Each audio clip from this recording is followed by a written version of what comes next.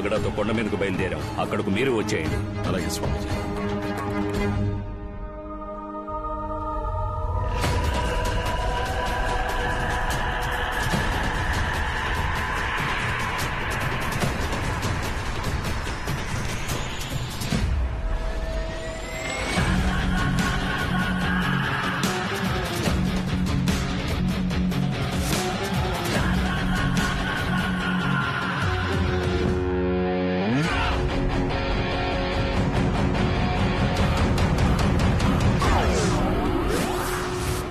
బామ్మర్ది నా కోసం హెల్ప్ చేయాలి. కాసేపు దెయ్యంలో నటించాలి.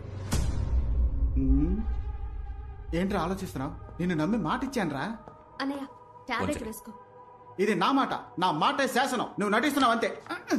కాదు నువ్వు దెయ్యంగా మారిపోవాలి. రారా. స్కూల్ రోజుల్లో నీకే వేషం ఇచ్చినా ఆ క్యారెక్టర్ గా మారిపోయి దొల్లగొట్టి దూపమేసి ఆ ధూమ్దార్ రాఘవని నేను మళ్ళీ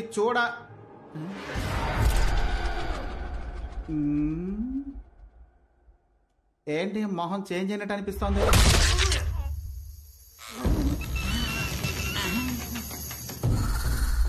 అభిషేక్ ని మిక్సీలో కొట్టిన మిల్క్ షేక్ లా చేసావు కదరా. మళ్ళీ నువ్వు క్యారెక్టర్ గా మారిపోయావా? ఏంట్రా జిలేబీ తోడుతున్నావు?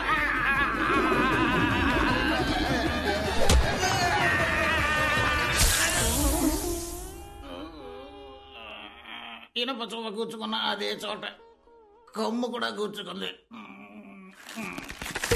10 కిలోల బంగారం కోసం ఇన్ని పొడుపులు పొడిపించుకోవాలా? అది మాత్రం ఎంతకంత తట్టుకుంటుంది పాపం. నా వల్ల కావట్లేదురా దేవుడా. ఏంటి ఎవరి దగ్గర ఆశీర్వాదం తీసుకుంటున్నావు? అప్పడంలో అనగొట్టేశాడు. ఆశీర్వాదం అంటున్నావా? బామ్మర్ది ఈయన కోసమైతే ఇలా నటించమని చెప్పాను. బేరం మాట్లాడుకో. ఎవడు వీడా? వీడితో తలనొప్పి అయిందే. నీ యాక్టింగ్ బాగుంటుందా? ఏది నన్ను భయపడి చూద్దాం.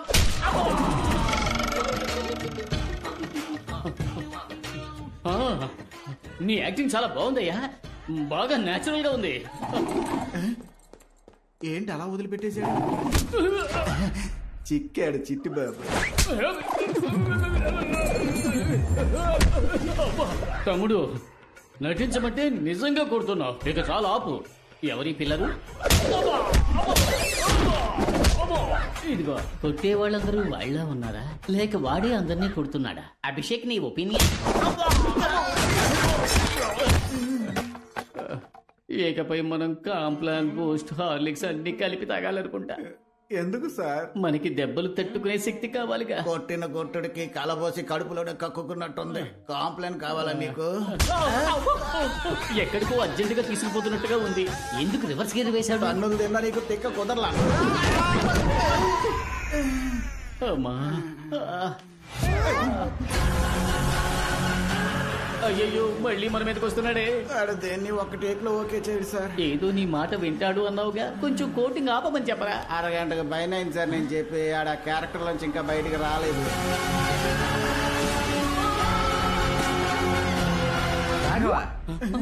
బాస్ కనిపించాడా? ఇక్కడ ఉన్నారా?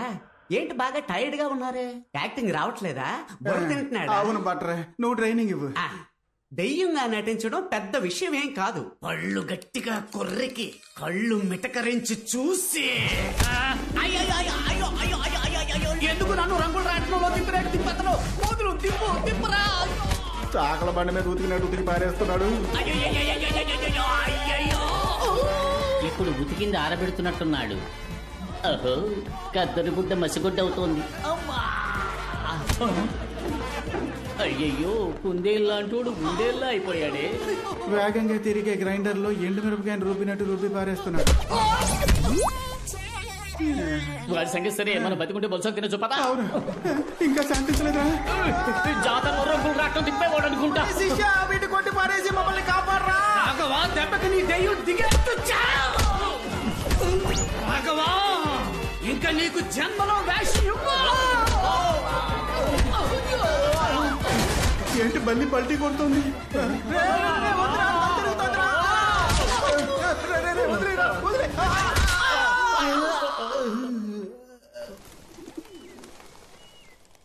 రాఘవ ఒంట్లో ఆత్మ ఉందని మీరెలా కనిపెట్టారు? నిన్న కాళీని వెతుక్కుంటూ వాడింటికి వెళ్ళాను. అక్కడ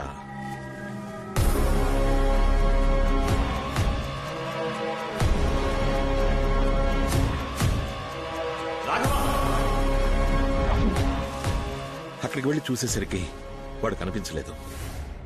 అప్పుడు నేను చూసిన రాఘవ నార్మల్ గా లేడు. వాళ్ళలో ఏదో ఒక శక్తి ఉందనిపించింది. దాన్ని కన్ఫర్మ్ చేసుకోవడానికే స్వామీజీని ఇక్కడికి రమ్మన్నాను. సరిగ్గా నేను అనుమానించినట్టే ఇంకో ఆత్మ కూడా ఉంది.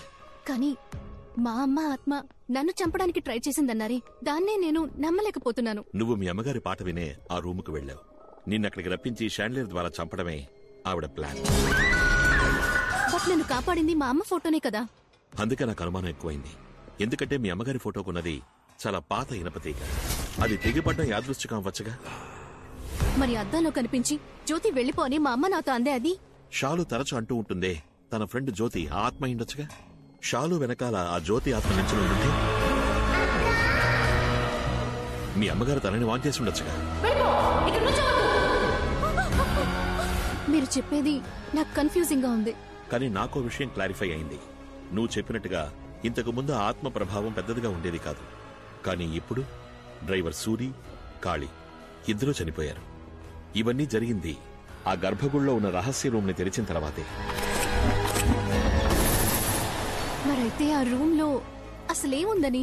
అదే నాకు అర్థం కావట్లేదు. ఈ ప్రశ్నకి సమాధానం ముగ్గురికే తెలుసు. మీ అమ్మకి, మీ నాన్నకి, పెద్ద పూజారికి. చనిపోయిన మీ అమ్మ సమాధానం చెప్పలేదు. పెద్ద పూజారి మీ నాన్న సమాధానం చెప్తారా అని తెలియదు.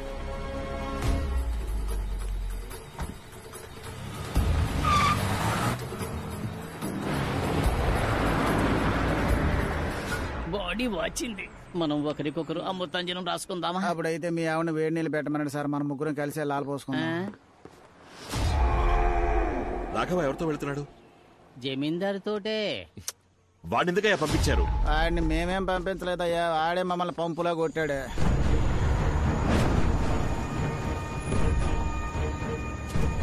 నువ్వు ఇక్కడే వెయిట్ చేయి.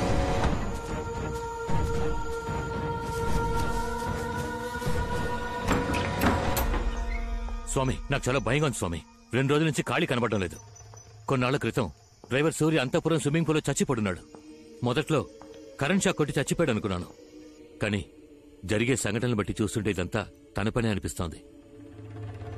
అవును, ఆ తలుపును తెరిచినప్పటి నుంచే ఇలా జరగడం మొదలైంది స్వామి. ఇక మిగిలింది మనిద్దరమే స్వామి.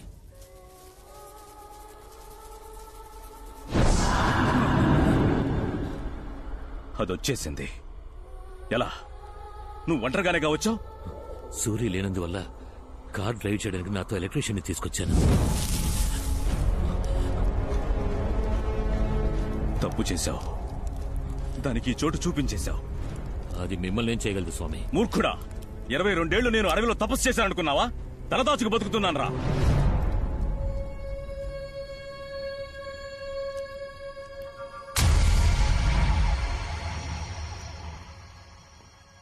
రాఘవ, నువ్వెందుకు ఇక్కడికి?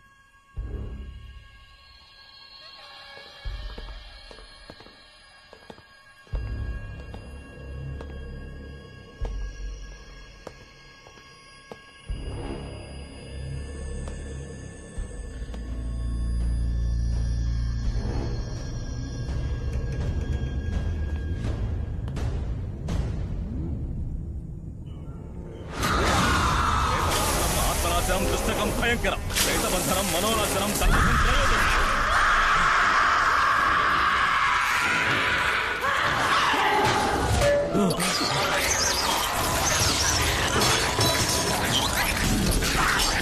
స్వామి రండి స్వామి, వెళ్ళిపోదాం. దాన్ని వదిలేస్తే అది మనల్ని మళ్ళీ వెతుక్కుంటూ వస్తుంది. నువ్వు ఈ కలస తీర్థంతో ఇక్కడే ఉండు. నేను అమ్మవారికి ధారపోసిన చీరతో దాన్ని బంధిస్తాను.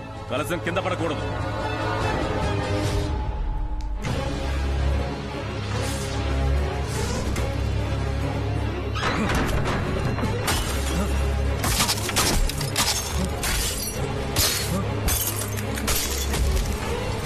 స్వామి ఏం చేస్తారు స్వామి?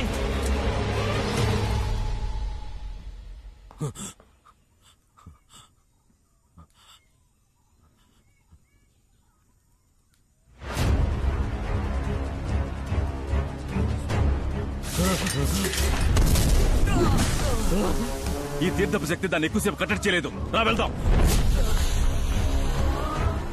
మనం ప్రాణాలతో ఉండాలంటే గుళ్ళోకి వెళ్లాల్సిందే.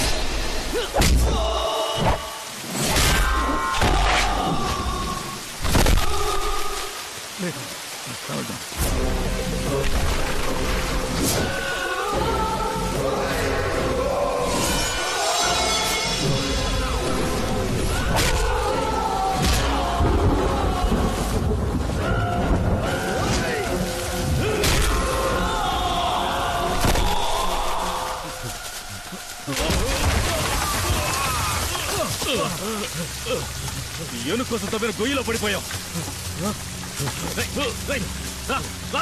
ఎక్కువ ఎక్కి పైకి వెళ్ళు. స్వామి మీరేమంటారు స్వామి? పైకి వెళ్ళి నాకు చెయ్యి నుంచో. ఎక్కువ ఎక్కువ చెయ్యిరా, చెయ్యిపో ఇవ్వు.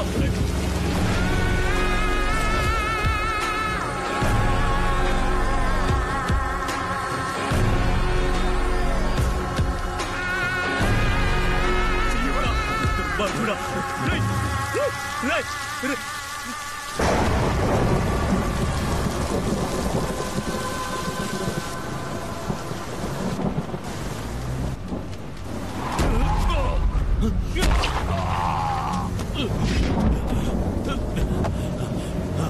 బండి సార్ ఏమైంది? రాఘవేడి బండి తీవయ్యా. అలాగే సార్.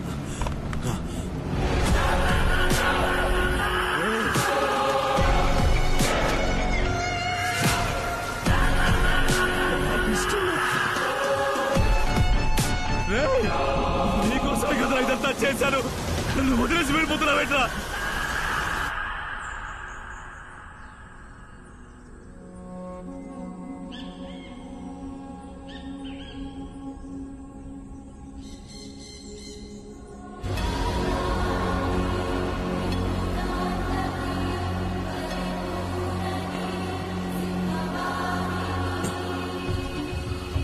ఈ అమ్మవారు మహాశక్తి స్వరూపం. అసలేం జరిగిందో మీరు నిజం చెప్తేనే మేము మిమ్మల్ని కాపాడగలుగుతాం.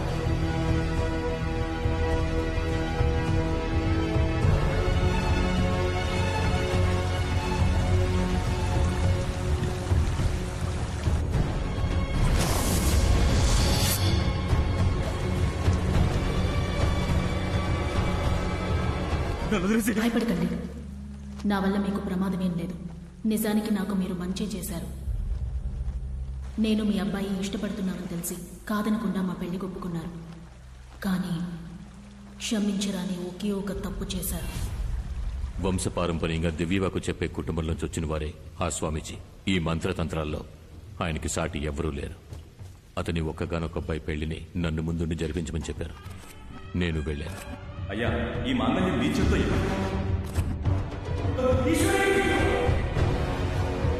నీ అందానికి నువ్వు ఉండాల్సిన చోటు ఇది కాదు. ఏం దిగులు పడకండి, నేను తన్ని మహారాణిలా చూసుకుంటాను. మీ మీద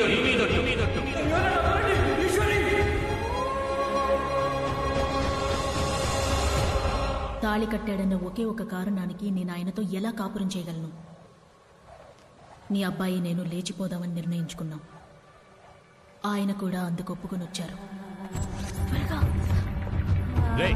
నువ్వు ఇక్కడేం చేస్తున్నావురా? చెయ్యొద్దురా. ఏమండి, ఇంట్లో మీరు లేని సమయం చూసి నన్ను ఎత్తుకుపోవడానికి వచ్చాడు. కొట్టండి.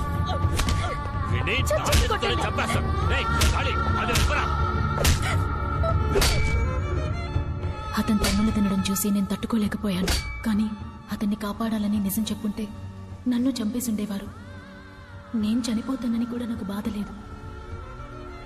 కానీ ఈశ్వరి కడుపుతోందని తెలిసి నేను చాలా సంతోషించాను. అంతఃపురానికి వారసత్వం రాబోతోందని అందరూ తనని మహారాణిలా చూసుకున్నారు. పుట్టబోయే నా బిడ్డను చూడ్డానికి అందరం సంతోషంగా ఎదురు చూసాం.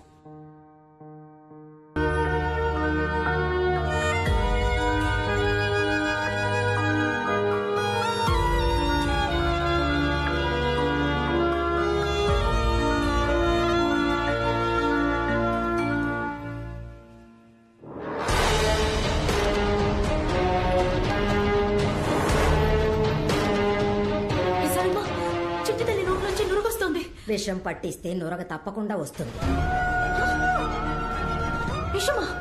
అవును, ఎవరికో పుట్టబోయే బిడ్డ కోసం నువ్వు ఇన్ని రోజులు నా చేత సేవలు చేయించుకున్నావే, అందుకేనే నీ చేతులతోనే దానికి విషం ఇచ్చేలా చేశాను. నెత్తి మీద మచ్చ, చేతికి 6 వేళ్లు, నాకే ద్రోహం చేసావు కదా. విశాలమ్మా, ఈ బిడ్డ గురించి బయట ఎవరికి తెలియకూడదు. చంపేదాన్ని. బిడ్డని ఇవ్వవే. చెప్పండి, ఇవ్వండి, ఇవ్వండి, చెప్పండి. విశాలమ్మా, బిడ్డను తీసుకెళ్ళు.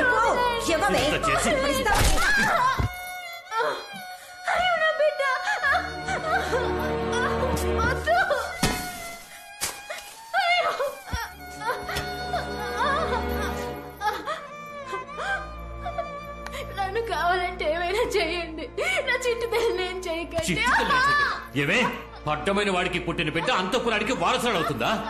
బిడ్డ పుట్టిన తర్వాత జరిగిందంతా మీతో చెప్పి నేను నా బిడ్డ ఎక్కడికైనా వెళ్ళిపోదాం అనుకున్నాం. దయచేసి నా కూతురిని నాకు ఇచ్చేయండి. ఏంటి ఇది ఇంకా చావలేదు. ఇంకాస్త విషయాన్ని ఇచ్చి చంపే. చంపేదండి.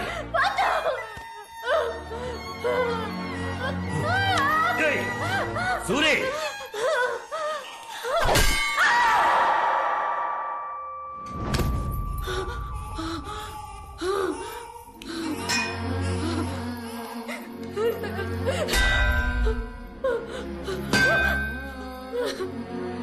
విశాలమ్మా, నీది ఆడ మనసేగా, నా కష్టం నీకు అర్థం కావట్లేదా? దయచేసి విషయం తాగించుకో. అన్నయ్య, నిన్నేగా మీ భార్య ప్రసవించింది. ఓ బిడ్డ వీళ్ళు వెంటో మీకు తెలుసు. దయచేసి నా కూతురిని కాపాడండి. పిచ్చగత్తిలా ఉన్న నీకు తాళి కట్టింది నీ అందానికి, చివరి వరకు నా కాళ్ల మీద పడుంటావనే. కానీ నీకు ఆస్తికి నేను, ఆశకి ఇంకొకడు కావాల్సి వచ్చాడు కదా. నువ్వు చేసిన తప్పుకి నువ్వు ఇక్కడే చావాలే. నేనేం తప్పు చేశానండి? నేను ఇష్టపడ్డవాడితో నాకు పెళ్లి కుదిరిందన్నా, చదువుతో మేము దగ్గరయ్యాం. నేను పెళ్లికి ముందే గర్భవతినయ్యా. కానీ అనవసరంగా అడ్డొచ్చి నా మెళ్ళో మీరు తాళి కట్టారు. అది నా తప్ప? మీ దృష్టిలో ఆడవాళ్ళు సంతలోని పశువులా? మీ ఇష్టానికి తాడు కట్టి తోలుకుపోవడానికి ఆశలు, అభిప్రాయాలు మాకుండవా? అయినప్పటికీ ఇన్నాళ్ళు బిగపట్టుకొని కాపురం చేయడానికి కారణం నా కడుపులోని బిడ్డకేం కాకూడదని. నేను కష్టపడిందంతా దానికోసమే. దయచేసి నా కూతురిని చేయండి. అయ్యా, ఇది ఇంకా ఊగిసలాడుతోంది. అయితే దాని ప్రాణాలతో పూడ్చే. శవంగా కూడా నా వారసురాలోని పేరుతో అది ఈ ఇంటి గడప దాటకూడదు.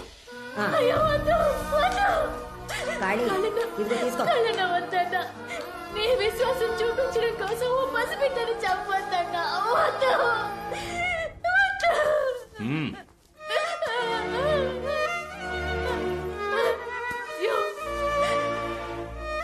చెట్టు తల్లి, అమ్మని క్షమించు.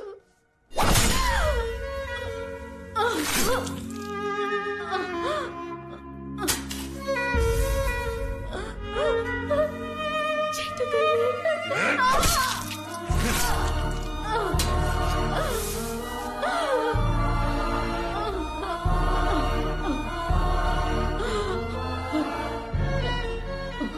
నా కడుపున నువ్వు పుట్టడం తప్ప